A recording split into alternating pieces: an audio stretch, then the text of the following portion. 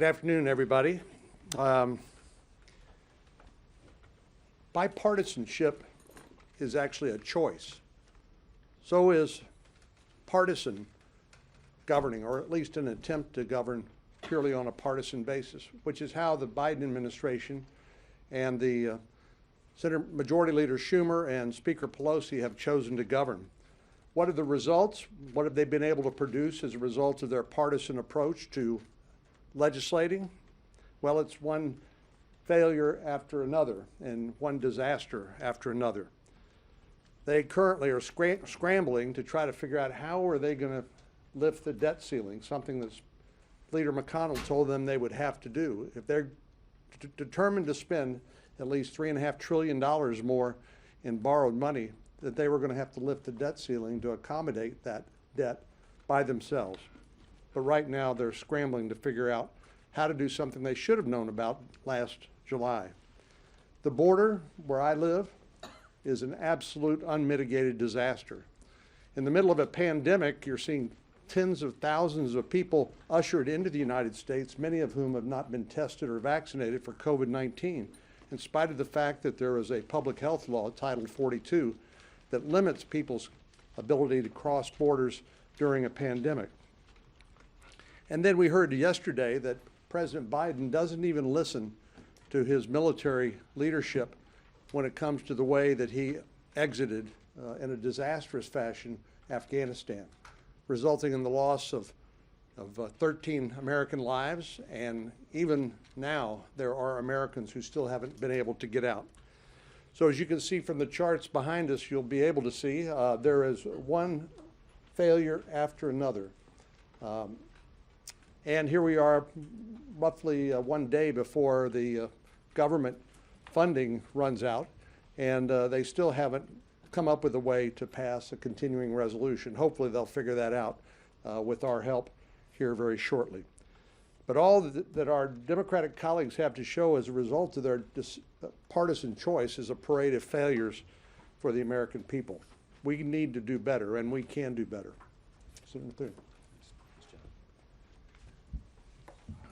Well, I think the American people have had an opportunity now to evaluate the results, if you will, or lack of results from unified Democrat control of the government. They have the House, the Senate, and the White House, which should enable them to do virtually about anything that they want.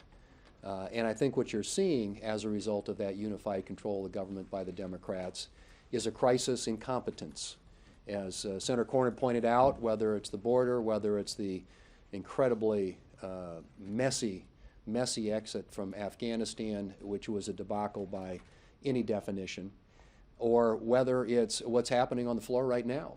It's just constant sort of crisis, and I think the American people's evaluation is coming in as you look at how the president's numbers are slipping, particularly among independent voters. And they want to blame others. They want to blame the rules of the Senate. It's the filibuster's fault. Or they want to blame the parliamentarian. They're going after the parliamentarian. Or frankly, they're going after their own members right now. But this was entirely of their own making. They have known for some time that when they got power in the government, that if they were going to run it with an iron fist and try and run roughshod and steamroll the minority and steamroll even their own members and do everything at 51 votes, that this is what they were going to end up with. And they've known since July on the debt limit that Republicans were not going to deliver votes for that. There isn't a single Republican who wants to contribute to the biggest expansion of government, the biggest growth of government, literally since the New Deal, paid for by with the biggest tax increase literally in decades. And so we are where we are because the Democrats in the House and the Senate, the leadership in the White House, don't have a plan in place. And they knew full well, going back to July, we telegraphed it very early on, that if you want to increase spending by $5 trillion, if you want to raise taxes by trillions and trillions of dollars, then you're going to have to adjust the borrowing limit to accommodate all that new spending. Republicans are not going to contribute to the biggest build-up and run-up of government that we've seen, certainly in our lifetimes. And so I think as we kind of try to figure out how to, come up with a path forward, it's really going to be in the hands of the Democrats to use the process, the very process, the partisan process that they decided to use to do their partisan taxing and their partisan spending, to do the debt limit in the same partisan way. It's all available to them. There is a procedure in place that enables them to do that, and we fully expect that they'll move to that hopefully here soon.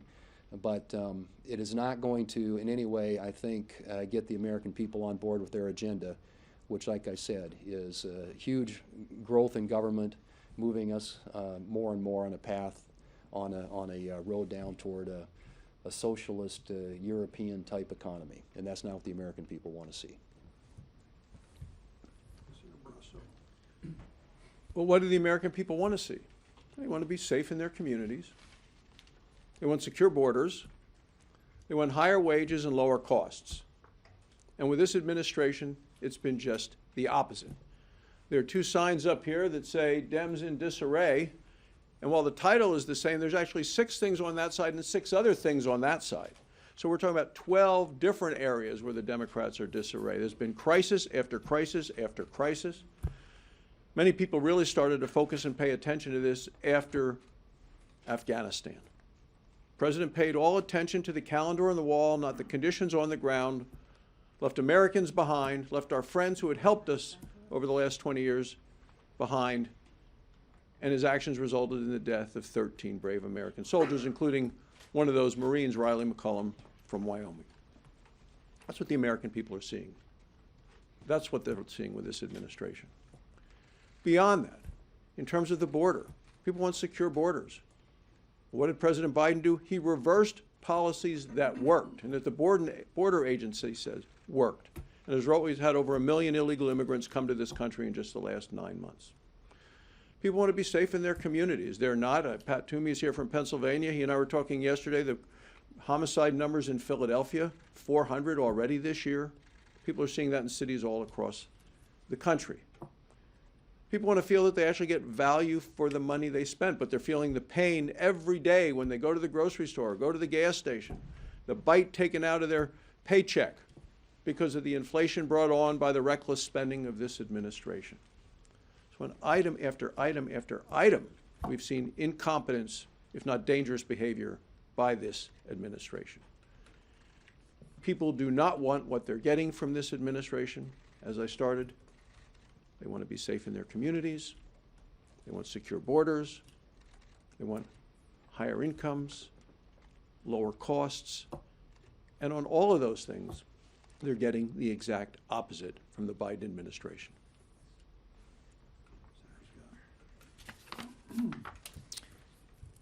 So since January 20th, the Democrats have controlled the House, the White House, and the Senate. So they have unified government. What have we seen? We've seen 2 things. We've seen our country move. They've tried to move our country towards socialism.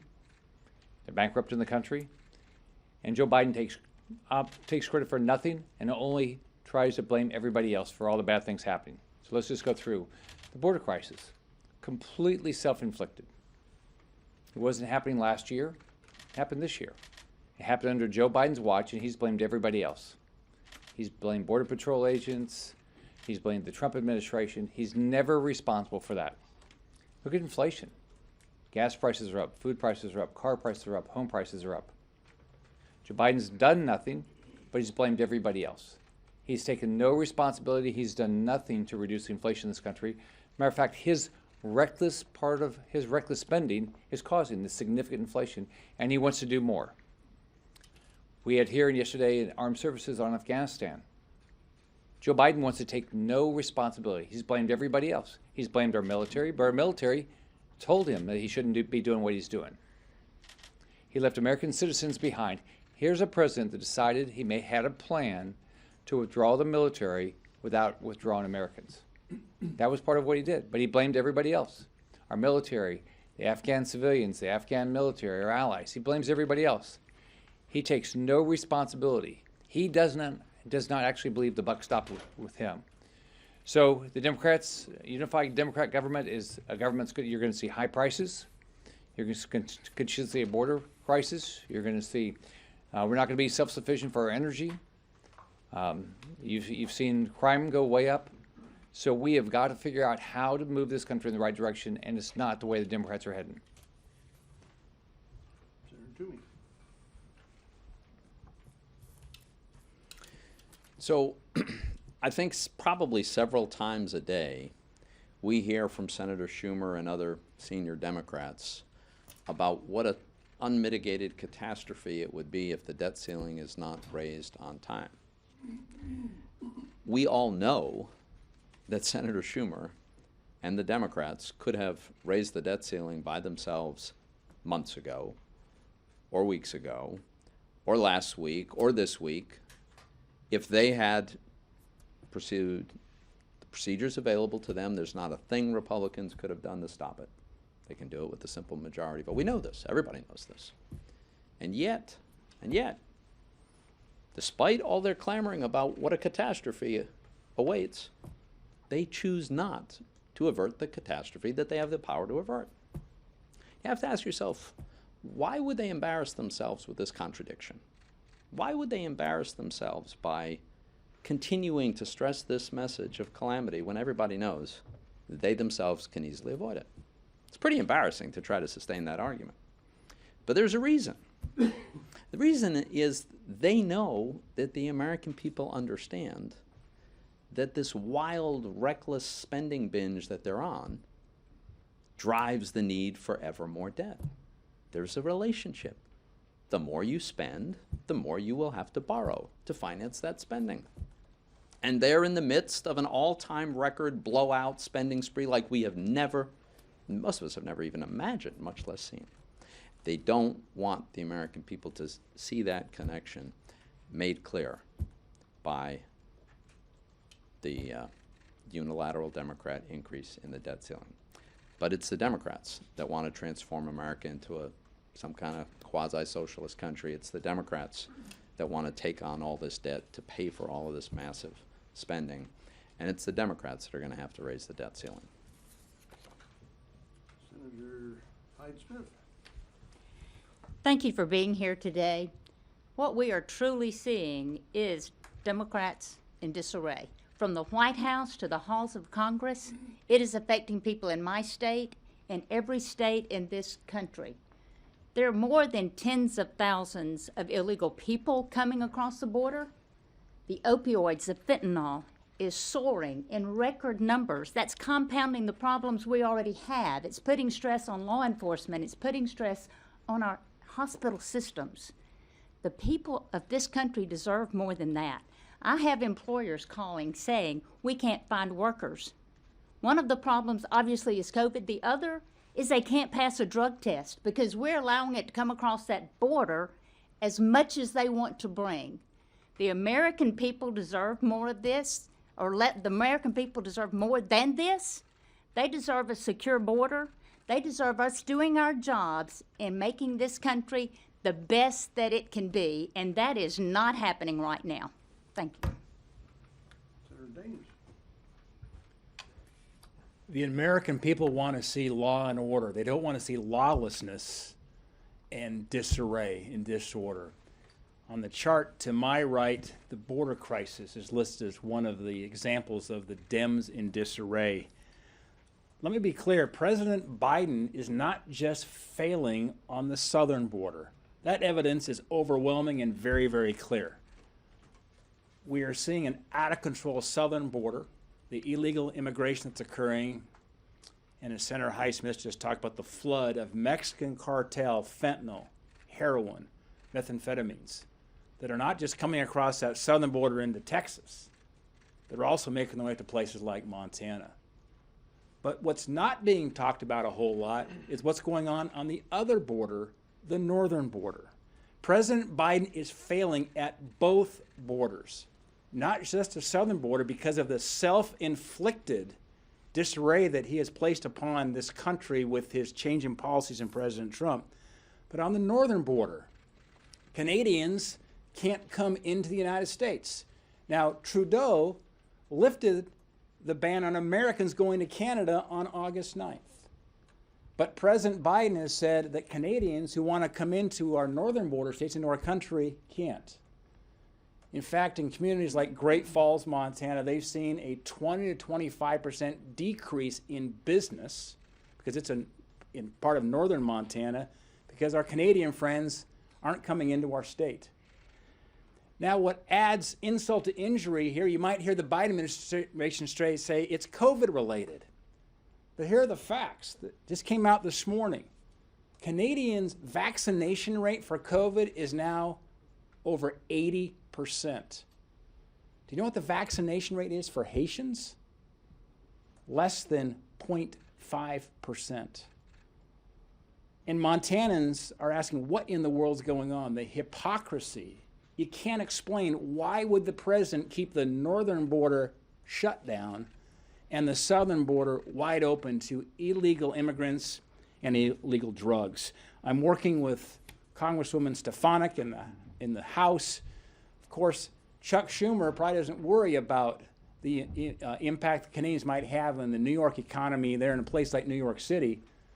But you talk with Congresswoman Stefanik, she'll tell you the folks up north, they need those Canadians coming in and helping spurring their economies. Thank you.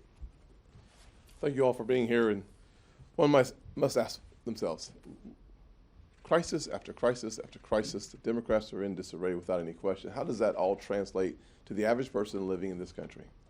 We've heard about the border crisis, north and south, Afghanistan, taxing and spending crisis. All of that lands on the shoulders of everyday Americans. Everyday Americans in South Carolina, 25,000 farmers asking themselves, how do they transfer their assets and their resources? They're land rich and money poor. This taxing plan, it devastates farmers throughout our nation. You think about the kids living in single-parent households in North Charleston, where I grew up, and you think about, is the American dream, because of the Biden administration's policies, becoming more elusive to kids who look for leadership, who look for hope? And it's obvious to me that for too many kids in too many places, because of the Biden administration's policies and spending, we're literally making the American dream further and further out of reach for kids who are looking for hope. I think about the content. We spend a lot of time thinking about the crisis that we're seeing around this nation, and I think about the $3.5 trillion reconciliation vehicle. The price is astounding. It is hard to digest $3.5 trillion after a $1.2 trillion infrastructure plan and a $1.9 trillion COVID plan with less than 10% going to COVID health or COVID vaccines. That spending is just enormous. But you think about what all that spending does to the average person in our country, the single mom or the senior on Social Security on a fixed income. When you drive up to the pump and your gas prices are up 40+%, and you're on a fixed income, you're starting to think about rationing your food, your energy, or your gas. When your electric bill is up 20%, on that same fixed income, the impact is devastating. When we're talking about giving the IRS permission to spy on accounts for every transaction at $600 or more, you're destabilizing one of the greatest systems of commerce in the world. Adding $80 billion to double the number of IRS agents to take a look into family businesses, family systems. The amount of devastation being done by the programs and the policies, in addition to the price, makes this spending crisis an incredible threat to the American dream. The accelerator to socialism can be seen by the policy designs in this reconciliation vehicle. And that crisis will actually create more crises down the road.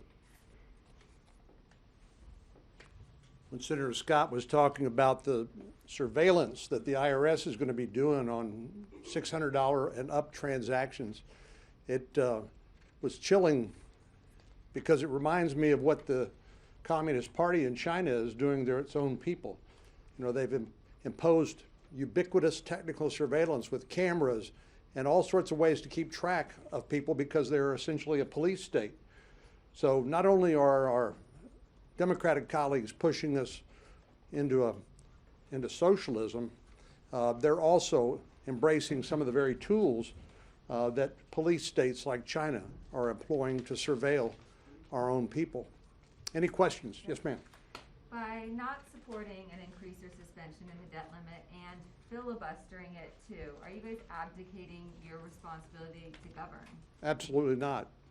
As you've heard, they made a conscious decision to spend $3.5 trillion and more by themselves without any kind of bipartisan consultation or attempt at consensus. So I think it's only appropriate that they be the ones to be held politically accountable, because when they pass that reconciliation bill, they'll have to state a dollar figure, and the American people can see how reckless they were in continuing to spend and then raise taxes. So they have the votes to do it. Senator McConnell told them in July that they would have to do it alone, but the only reason they're scrambling now is because they simply delayed what they knew would be the inevitable result. But Republicans passed the tax cuts in 2017 with no Democratic support, not getting their input, and Democrats helped to raise the debt limit after that. And your point is what? So they helped to pay for the debt that the tax cuts created, and you guys are not going to help pay for the debt that the Democratic agenda is going to create. So there is a history with divided government that sometimes there is bipartisan votes to raise the debt ceiling, but what the Democrats usually do is they demand that there still be more spending as the price to get their vote to raise the debt ceiling. And I would remind everyone, the driver of the excessive debt is excessive spending. The price they insist on is always ever more spending. They're the ones driving this problem right now. They've got the ability to raise the debt ceiling. They should do it. But don't elections matter? Yeah, and when the American people elect a president by 44,000 votes, have a completely evenly divided Senate, have a Democratic margin that is the narrowest in, 5, 6, 7 decades, maybe more, that's probably not a mandate to transform America into a socialist country. But yet that is what they're trying to do. Wildly out of proportion with the election results. Yes, sir. Yeah, just a quick follow on what she's saying. Can you help me understand, because I think people in America may wonder this too, what is the difference between letting Democrats pass something with 50 or 51 votes in the Senate versus the reconciliation plan, other than continued uncertainty in the stock market? The S&P is off 3.5% for the month. If we think back to 2010, it was an 18% correction in the stock market over 4 months. At the end of the day, if everybody agrees the debt ceiling has to be raised, aren't you just taking a pound of flesh here with the reconciliation? Absolutely not. They knew that this was going to be necessary last July, and they simply have waited and dragged their heels and been in denial. And really, what this is about future spending. In other words, they want to raise the debt limit in order to facilitate the spending of this $3.5 trillion plus in the reckless tax and spending bill. So this is one of the tools available to us. We believe that they're making bad policy, bad choices for the country, and we don't intend to help them. You don't worry that you don't worry about if there's a default, if we hit the debt ceiling, that when Texans call your office or Pennsylvanians or Floridians call your office because their portfolios have plummeted with the stock market, that they're not going to hold you somewhat responsible? There will not be a default. Yes, ma'am. Back. Senator, you said earlier in this press conference that you hoped that Democrats would figure out a solution on the government shutdown issue that's coming up on Thursday. Can you talk us through, you said with your help, can you talk us through a little bit about what that plan might look at, and can you assure us that the government will not shut down on Thursday? Democrats don't want to shut down the government. Republicans don't want to shut down the government. That will supply the result that we all expect, which is to keep the lights on.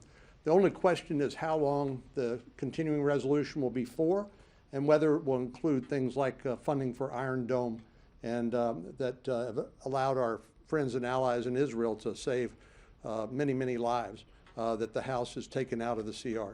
So they know how to do this. They've done it hundreds of times, and they simply need to do it and quit whining about it. Do you think we see something on that today? I don't know. I assume so. Yes, sir. On the debt limit, it's all very well to say Democrats should have done it months Rick, ago. come on. And you may be right? But Democrats now say there isn't enough time to deal with the debt limit in the reconciliation bill, reopen the budget resolution before October 18. Surely kind of Republicans don't want to see the U.S. default as well. So what is the end game here? I don't think that, I don't think that's true. They have the time to get it done before Come to the 18th. microphone, sir. I mean, they have time to get it done before the 18th. That's not true. That's not true at all. I mean, they've said repeatedly in the House. That's not true, though. So you're saying they're lying? Absolutely. That's not true.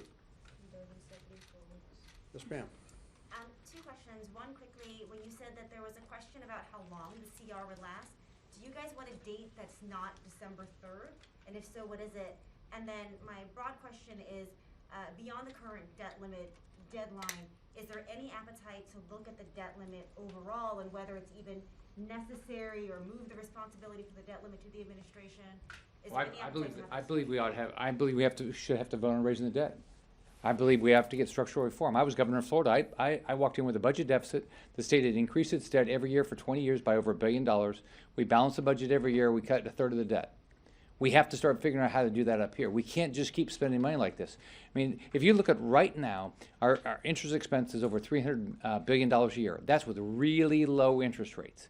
If we go back to normalized interest rates, it's going to be very difficult to pay the interest and also fund all the programs we want to fund: Medicare, Medicaid, Social Security, the military.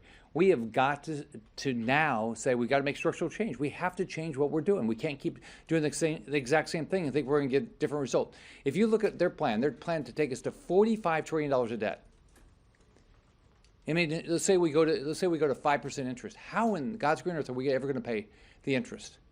And what are you going to cut? So live within your means. You have to live within your means. Every family does. Every business does. And if you don't, something happens to you. We have got to figure this out. There's a lot of proposals. Pat Toomey has had a full faith and credit bill. I have got a bill that require when you're going to have deficit, a bill that has deficit spending, it takes 2/3 vote. We've got to come up with some way to stop this wasteful spending. I just want to add something. I completely agree with Senator Scott. And let's be honest, spending other people's money is fun and easy around here. The debt ceiling is the accountability part, because that's what goes with it. And it happens that it is during disputes over the debt ceiling, and the resolution of those disputes have historically been the mechanism that has gotten us budget deals. It's been the moment when Congress will finally focus, at least momentarily, on this problem. And this has been a pattern in history. The Reagan-O'Neill deal on Social Security was consummated around a debt ceiling issue. George H.W. Bush confronted budget challenges over the debt ceiling.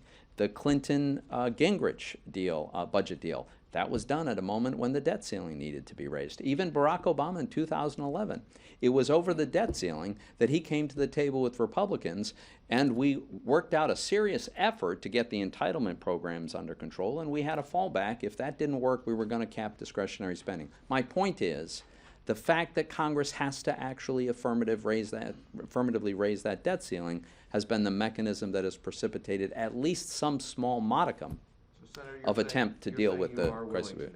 So, for instance, yeah, if the Democrats would take this terrible $5 trillion bill off the table, and they would work with me on a plan to slow the rate of growth of the entitlement programs that are driving this, then I'd be happy to work with them. If the Democrats cancel their agenda, you'd be willing to... If the Democrats get rid of the program to socialize America and spend massive amounts of money that the American people don't want, then absolutely. But one thing you want. Thank you, everybody. Thanks, guys.